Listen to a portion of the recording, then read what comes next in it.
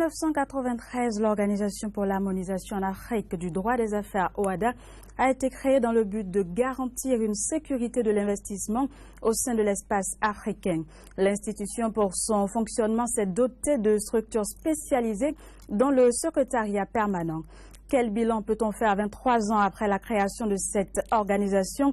Afin d'avoir des réponses concrètes à cette interrogation, nous avons invité sur ce plateau le professeur Dorothée Sousa. Il est ici en tant que secrétaire permanent de l'OHADA. Bienvenue, professeur. Bonjour, Madame Afouda. Alors, que fait le secrétariat permanent au sein de l'organisation et quelle est sa place dans l'organigramme? Alors, il faut savoir que, comme toute organisation internationale, l'OHADA avait besoin d'un exécutif, d'un organe exécutif. Le secrétariat permanent est l'organe exécutif de l'OHADA, qui comprend 3 institutions au total. Il y a le secrétariat permanent, donc, qui est au sommet de l'ensemble des institutions.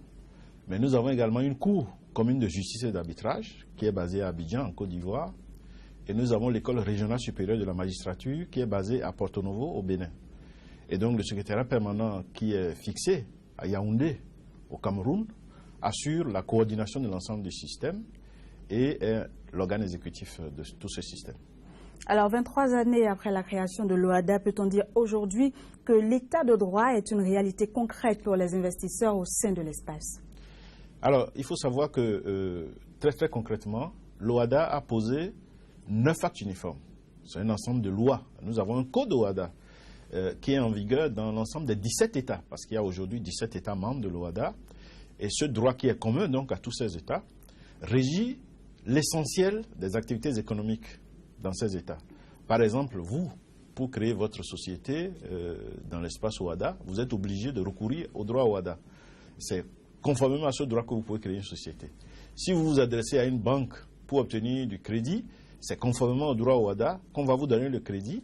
Et si jamais il y a un problème de recouvrement de créances, c'est suivant le droit OHADA que ça va se faire. Et en cas de conflit, vous allez devant des juges qui vont appliquer le droit OHADA. Tant que vous êtes dans le domaine du droit des affaires ou du droit commercial, c'est ce droit qui s'applique, c'est ce droit que les juges vont appliquer. Et si jamais vous n'êtes pas d'accord par rapport aux décisions rendues par un tribunal au niveau local ou par la cour d'appel qui est de compétence également au niveau local, vous vous portez devant la cour commune de justice et d'arbitrage au niveau suprême. Et c'est à ce niveau-là que vous avez la décision finale qu'on ne peut plus contester. Alors, cela signifie que nous avons toute une architecture qui fonctionne. Nous avons sur le plan normatif, sur le plan des normes, des textes, nous avons donc un ensemble de textes qui couvrent l'essentiel de tout ce que vous pouvez faire dans le domaine commercial. Et sur le plan de l'application de ces textes, nous avons également des organes qui sont en place. Il y a les organes étatiques de chaque État, d'une part, et puis la Cour qui est au sommet de la hiérarchie. Mais n'oublions pas que, s'agissant d'un droit nouveau, parce que 23 ans pour un être humain, c'est peut-être quelque chose d'important, mais l'OHADA, c'est une institution, et donc 23 ans, c'est pas grand-chose.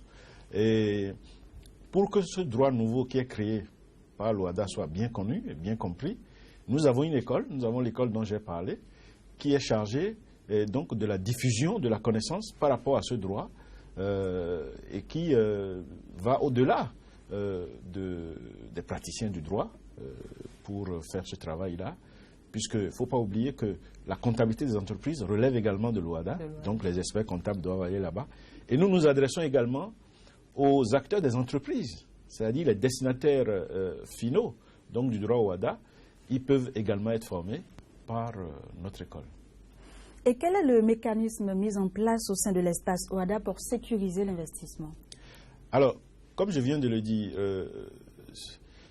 il faut savoir que si le droit qui régit les activités économiques n'est pas un droit sûr, si ça ne garantit pas l'outil économique, vous ne pouvez pas aller loin.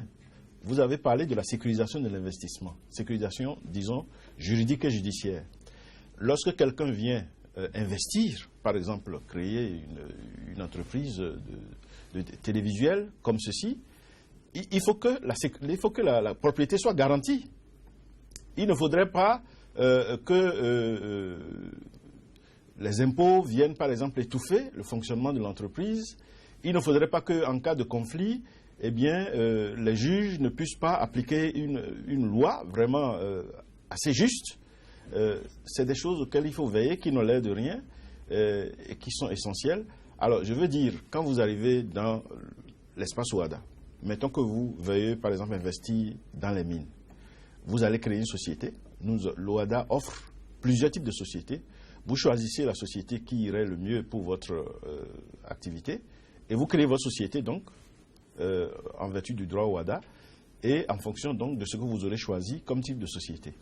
Et comme je l'ai dit, pour le fonctionnement de cette société, l'OHADA a prévu des instruments pour que le fonctionnement soit le plus sûr possible. Et surtout, chaque fois que nécessaire, vous allez voir que dans les textes de l'OHADA, on a essayé de faire en sorte que l'investisseur ne soit pas effrayé, se dise, je vais faire affaire dans l'espace OHADA, mais ça va me profiter. Et c'est à travers le profit de l'investisseur que l'État aussi va tirer profit. Parce que si vous n'avez pas d'entreprise, vous n'avez pas de création d'emplois, vous n'avez pas d'impôts à prélever. Et donc l'OHADA essaye d'entourer tout cela. Voilà un peu, si on peut schématiser la façon dont nous fonctionnons. Et je répète que nous avons des textes dans 9 domaines différents qui couvrent l'essentiel de ce qui peut se faire en droit des affaires. Alors tout à l'heure, vous l'avez dit, il existe des normes juridiques. Nous avons également la CCJA, qui existe donc. Un encadrement juridique existe au sein de l'espace, mais est-ce que cet encadrement juridique suffit pour régler tous les problèmes juridiques au sein de l'OHADA? Non, on ne peut pas dire que l'OHADA fait tout. Je vous donne quelques exemples. Nous avons la propriété intellectuelle qui est essentielle dans le domaine du droit des affaires. Ce n'est pas l'OHADA qui s'occupe de la propriété intellectuelle. Nous avons par exemple les assurances qui sont essentielles dans le domaine du droit des affaires. Ce n'est pas l'OHADA qui s'occupe de régir les assurances dans l'espace OHADA. On peut aller plus loin. Si nous prenons l'Union économique et monétaire ouest-africaine, par exemple, on voit qu'elle a des compétences en matière économique et qu'en vertu de cette compétence, elle pose des règles en matière de télécommunications, en matière de moyens de paiement. Tout ça, c'est des éléments qui participent du droit des affaires, du droit économique, mais qui ne relèvent pas de la compétence de l'OHADA. Donc on ne peut pas dire que l'OHADA fait tout. Mais attention, nous avons suffisamment à faire de toute façon par rapport aux compétences qui nous sont dévolues. Et de toute façon également, nous travaillons avec les autres institutions régionales ou sous-régionales qui soutiennent les États dans la tenue du bon fonctionnement des activités économiques. Alors après 23 ans, que peut-on retenir pour ce qui est de la partition de l'organisation dans les performances que les économies des pays membres enregistrent aujourd'hui? Alors, vous savez, en 1993, lorsque l'OHADA a été créé, tous nos États étaient dans la détresse économique. Ceux qui vivaient à l'époque savaient que personne ne pariait un sou sur le devenir de l'Afrique. Tous nos États étaient sous ajustement structurel, avec la Banque mondiale et le FMI. Et on se demandait comment se tirer d'affaire. Et ceux qui étaient bien informés à l'époque savaient ce qui se disait sur l'Afrique. C'était vraiment une terre qui n'a pas d'avenir. C'est ce qu'on disait de nous. Vous voyez, aujourd'hui, ce n'est pas le cas. Aujourd'hui, et d'ailleurs, il n'y a pas 3 mois, nous avons eu le rapport McKinsey, qui, dans le système anglo-américain, a une importance majeure, qui démontre, sur le plan économique, que c'est l'Afrique qui est l'avenir économique du monde. Vous voyez, alors, qu'est-ce que l'OHADA a fait dans tout ça? Nous l'avons démontré en 2013. À l'occasion de la célébration du 20e anniversaire de l'OHADA, nos chefs d'État nous ont demandé de faire une étude d'impact économique de l'OHADA. Et nous avons vu que de 1993 à 2013, grâce à l'action de l'OHADA, eh bien, nos pays ont beaucoup progressé sur le plan économique. On a plus d'espoir aujourd'hui chez nous qu'en 1993. Vous allez me dire qu'il y a beaucoup de misère toujours, qu'il y a beaucoup de gens qui n'ont pas d'espoir. C'est vrai, mais il faut savoir d'où nous sommes partis. Et il faut surtout savoir que nous avons des exigences de bonne gouvernance de toute façon, quels que soient les outils juridiques que nous allons nous donner, et qu'avec des efforts dans ce sens-là, et avec la poursuite donc, de l'encadrement juridique de l'activité économique que nous faisons, le sérieux dans la mise en œuvre des textes qui sont pris, nous sommes convaincus qu'on aboutira progressivement à l'amélioration des conditions de vie du plus grand nombre d'entre nous. Des populations africaines. Alors, l'OHADA ambitionne de concrétiser dans les tout prochains mois le processus d'informatisation du registre de commerce et de crédit immobilier en vue d'accroître la confiance des acteurs économiques. De quoi est-ce qu'il s'agit concrètement? Alors, vous savez, lorsqu'on veut faire affaire, nous voulons que des investisseurs arrivent chez nous, mais pas seulement. Nous avons également des gens de chez nous qui voudraient investir. Mais pour investir, eh bien, cela signifie que vous entrez en collaboration avec d'autres entrepreneurs, avec d'autres entreprises. Mais il faut déjà les connaître. Il faut déjà être sûr que ces entreprises existent. C'est pour ça que lorsqu'on crée une entreprise commerciale, il faut l'enregistrer. Ça, ce n'est pas nouveau. Le registre du commerce a toujours existé. Ce qui est nouveau dans le système OHADA, c'est qu'on y a ajouté le crédit immobilier. Cela permet de s'assurer de l'état d'endettement de son partenaire potentiel ou actuel. Vous voulez faire affaire avec quelqu'un, il est bon de savoir si vous pouvez, par exemple, lui faire confiance, lui faire crédit, et dans quelle mesure vous pouvez lui faire confiance et lui faire crédit. Alors, grâce au système du registre du commerce et crédit immobilier, vous vous adressez au greffe et vous avez l'information. Mais jusque-là, tout cela est manuscrit. On ne peut pas y accéder.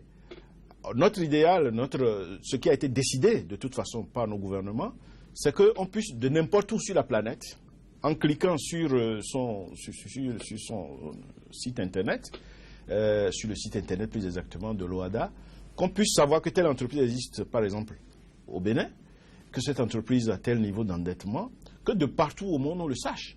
Et ce qui ferait que lorsqu'on veut faire affaire avec cette entreprise, on est assuré qu'on ne va pas en aventure. Ça, c'est vraiment important. Les banquiers, qui sont quand même, qui constituent jusqu'à aujourd'hui en tout cas un élément essentiel dans le financement de l'économie. Il n'y a pas que ça dans d'autres économies. Mais chez nous, les banquiers constituent des acteurs essentiels. Il faut que les banquiers puissent avoir vraiment ces informations-là. Dans le registre du commerce et crédit immobilier, par exemple, on doit inscrire, comme le nom l'indique, le crédit, tout ce qui est crédit immobilier. Lorsque vous prenez des engagements au niveau des banques, tout cela, ça doit ressortir au niveau du registre du commerce. Alors, lorsqu'on va mettre ça en ligne, le banquier n'aura pas à souffrir pour obtenir l'information sur vous lorsque vous vous adressez à lui pour obtenir son soutien. Alors, quelles sont les limites de l'OHADA aujourd'hui? Quels sont les défis qui restent à relever pour un meilleur fonctionnement en vue d'obtenir de meilleurs résultats au sein de l'espace? Alors, l'OHADA, c'est une création humaine. Il ne faut pas s'attendre à quelque chose de parfait. D'abord, il faut savoir que même quand on considère les matières sur lesquelles l'OHADA est intervenu jusque-là, eh bien, on voit qu'il y a quand même quelques insuffisances encore. Par exemple, aujourd'hui, nous avons un problème avec l'affacturage. L'affacturage, de quoi s'agit-il? Lorsqu'un banquier ou bien lorsque quelqu'un vous prête de l'argent et que vous ne remboursez pas, aller en procès, ça n'intéresse pas beaucoup les gens. Les gens préfèrent donc se défaire de leurs créances sur un facteur, comme on dit, c'est un système, et le facteur s'occupe de récupérer l'argent, mais eux, ils se déchargent de leurs créances avec des cotes sur un facteur, et ça nous aurait permis d'attirer plus de capitaux. Merci de nous avoir accordé cet entretien. On se dit à très bientôt. Merci beaucoup, et merci à Sika TV et à toute votre équipe. Mesdames, Messieurs, vous l'avez compris, ce sera tout pour ce numéro de votre émission Entretien du jour. Merci de l'avoir suivi. Très bonne suite au programme sur Sika. À très vite.